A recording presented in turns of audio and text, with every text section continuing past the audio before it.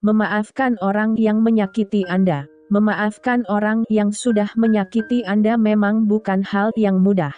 Akan tetapi, memaafkan seseorang dengan tulus dapat membantu memperbaiki perasaan Anda dan bahkan memperbaiki hubungan. Memaafkan seseorang yang telah menyakiti terbukti dapat meredakan stres, jadi sebenarnya Anda membantu diri sendiri dalam prosesnya. Belajar memaafkan seseorang terkadang merupakan proses yang lama dan intens, tetapi lebih baik daripada menyimpan dendam. Bagian 1.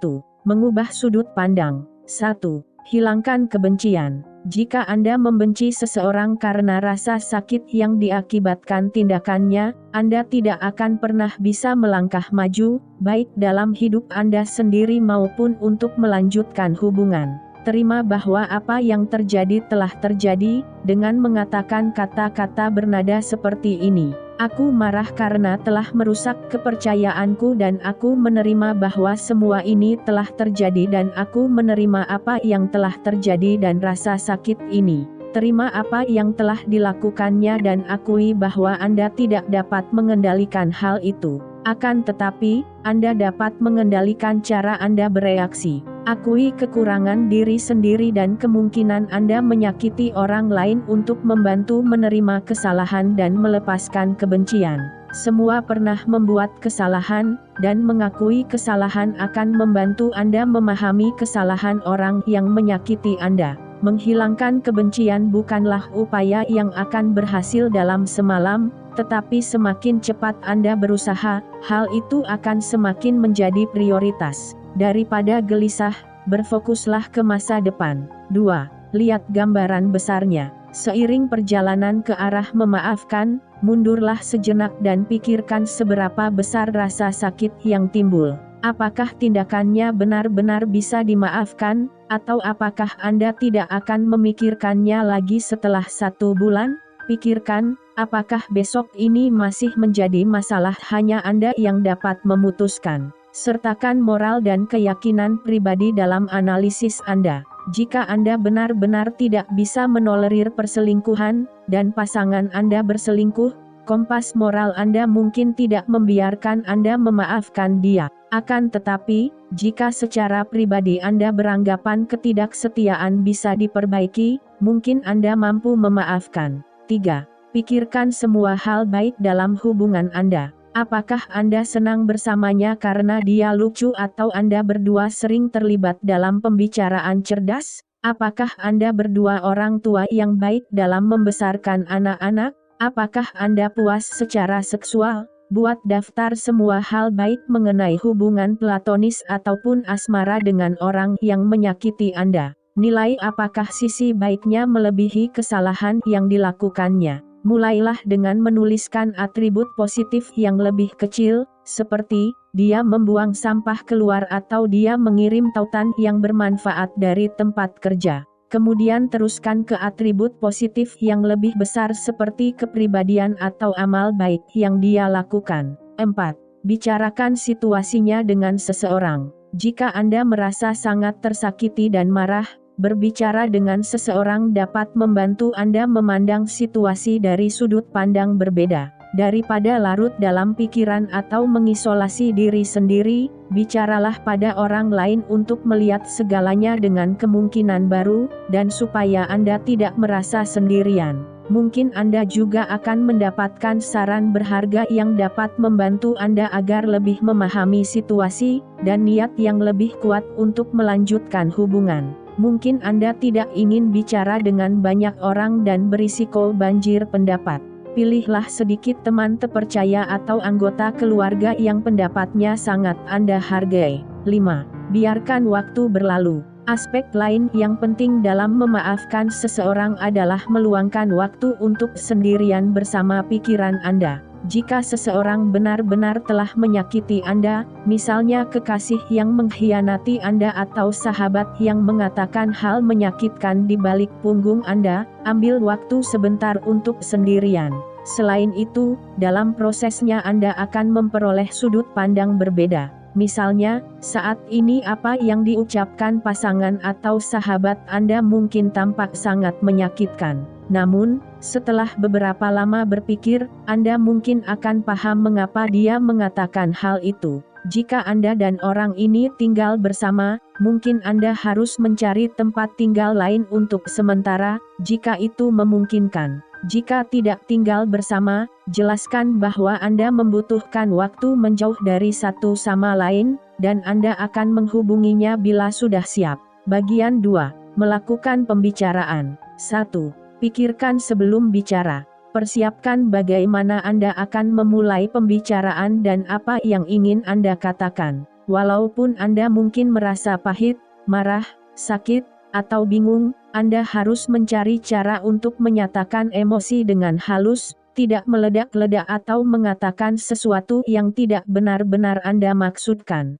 Ambil napas dalam tiap sebelum dan setelah berkomentar, dan usahakan bersikap sewajar mungkin. Sebelum membuka mulut untuk bicara, perkirakan bagaimana orang lain mendengar kata-kata Anda jika diucapkan atau kesan yang ditangkap lawan bicara. Kata-kata Anda bisa saja menyakitinya, dan kemudian Anda berada dalam posisi meminta maaf dan harus dimaafkan. Cobalah menulis apa tepatnya yang ingin Anda katakan, dan latih di depan cermin supaya perkataan Anda tepat seperti yang Anda inginkan. 2. Ekspresikan perasaan Anda. Sebagai bagian dari percakapan, katakan apa akibat tindakannya pada perasaan Anda. Anda harus menyampaikan sakit yang Anda rasakan dengan sejujur mungkin. Sampaikan perasaan Anda dengan terbuka untuk menunjukkan bahwa dia benar-benar menyakiti Anda dan bahwa Anda sulit mengatasinya. Tatap matanya dan bicara dengan pelan untuk menunjukkan bahwa kata-kata Anda serius. Gunakan pernyataan aku seperti aku merasa sakit ketika kamu berselingkuh karena aku selalu setia dan menyayangimu, dan kupikir kamu merasakan hal yang sama. Atau aku merasa marah ketika kamu menggosipkan aku karena aku tidak merasa melakukan sesuatu yang pantas digosipkan. Gunakan rumus umum aku merasa ketika karena. Fokuskan diri menyampaikan perasaan, bukan pada tindakan negatif yang dia lakukan. 3. Dengarkan sudut pandangnya. Setiap koin memiliki dua sisi.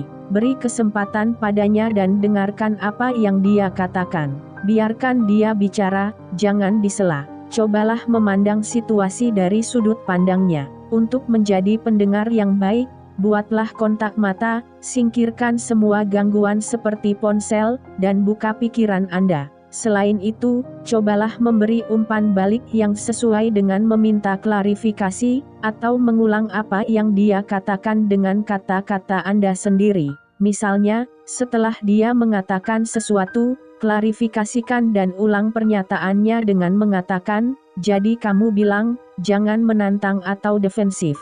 Ambil napas dalam atau menjauh sebentar jika Anda marah mendengar apa yang dia katakan. 4. Tunjukkan kasih sayang. Mungkin kasih sayang adalah hal terakhir yang ingin Anda tunjukkan ketika merasa sangat tersakiti. Akan tetapi, jika Anda menempatkan diri dalam posisinya dan memikirkan perasaannya, Anda mungkin tidak merasa begitu marah atau jengkel. Ajukan pertanyaan dan kesampingkan prasangka Anda. Dengarkan baik-baik dan terbukalah padanya. Empati dan maaf adalah dua hal yang saling terkait, dan memaafkan seseorang tanpa merasakan empati adalah sesuatu yang hampir tidak mungkin. Bagian 3. Melangkah maju.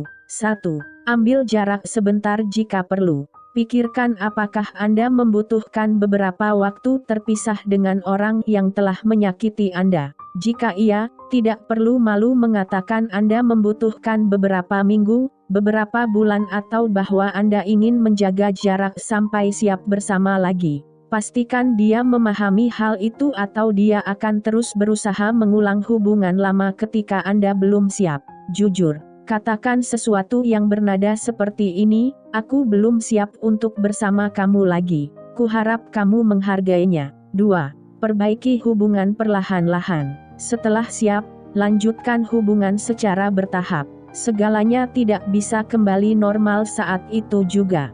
Temui dia sekali atau 2 kali seminggu, jangan setiap hari atau nongkrong bersama sekelompok teman, sebelum Anda berdua melakukan hal yang lebih akrab dan pribadi seperti sebelumnya. Dalam hubungan cinta, anggap langkah ini seperti kencan pertama. Anda tidak harus berpelukan, bermanja-manja, atau berpegangan tangan seperti sebelumnya jika belum siap. Selain mengambil langkah-langkah kecil untuk mengembalikan hubungan seperti sedia kala, belajar memaafkan dengan sepenuhnya juga memerlukan langkah-langkah kecil dan praktik.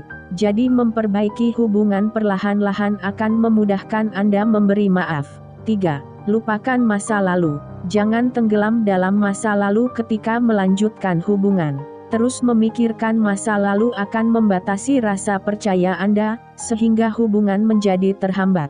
Anda tidak harus memaafkan dan melupakan, namun memaafkan dan belajar dari pengalaman. Jika pasangan berselingkuh dan Anda memilih untuk memaafkannya, sadari bahwa sekarang Anda dapat mengenali tanda-tanda perselingkuhan. Atau Anda dapat memikirkan apa yang menyebabkan ketidaksetiaan pasangan dan tidak akan membiarkan hal itu terjadi lagi. Jadikan semua peristiwa sebagai kesempatan belajar untuk memperkuat hubungan. Ketika Anda tiba-tiba larut dalam masa lalu, arahkan fokus pada saat ini. Ambil napas dalam dan berfokus pada apa yang tepat di depan mata, aroma ruangan, percakapan dengan teman-teman, dan sebagainya. 4.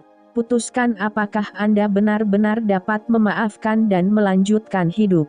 Jujurlah pada diri sendiri. Akui jika Anda tidak benar-benar bisa memaafkan. Sayangnya, ada situasi yang Anda pikir bisa dimaafkan namun kemudian menyadari bahwa Anda tidak bisa melakukannya setelah bersama lagi dengan orang itu selama beberapa saat.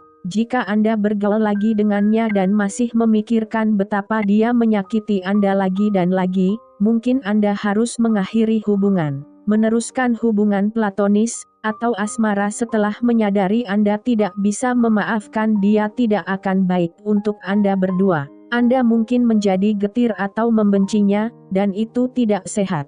Setelah menyadari bahwa maaf bukan jawaban, putuskan hubungan sesegera mungkin. 5. Maafkan dan cintai diri Anda. Bagian penting dari memaafkan dan melanjutkan hubungan adalah mencintai dan memaafkan diri sendiri. Mungkin Anda lebih keras pada diri sendiri dibandingkan pada orang lain. Mungkin Anda merasa tidak dicintai atau bersikap terlalu keras pada orang yang menyakiti Anda. Sadari bahwa Anda telah melakukan yang terbaik dan menerima peristiwa yang terjadi. Cobalah membebaskan diri Anda dan belajar mencintai diri sendiri dengan memikirkan hal-hal baik tentang diri Anda, dan membaca buku pengembangan diri.